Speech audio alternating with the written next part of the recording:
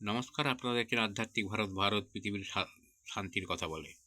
যারা সাধনা করে, আমল করে, প্রার্থনা করে, ভগবানের কাছে যা কিছু, ঈশ্বরের কাছে, আল্লাহর কাছে যা কিছু মানে সাধনা, প্রার্থনা, উপাসনা করা হয় না কেন, সেগুলোর সঙ্গে কিন্তু দেহের কোনো সম্পর্ক নাই।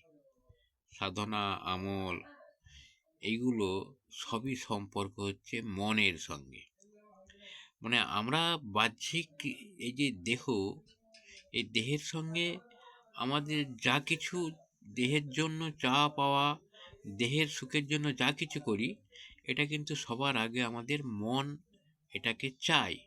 মন চাইলেই তবে দেহের সুখের জন্য আমরা সেগুলো গ্রহণ করতে ছুটে বেড়াই। কিন্তু সাধন ভোজন করার ক্ষেত্রে, সাধন ভোজন কেন সবেতেই আমরা কিন্তু দেহের সঙ্গে কোনো সম্পর্ক নাই, এর হচ্ছে মনের সঙ্গে সম্পর্ক।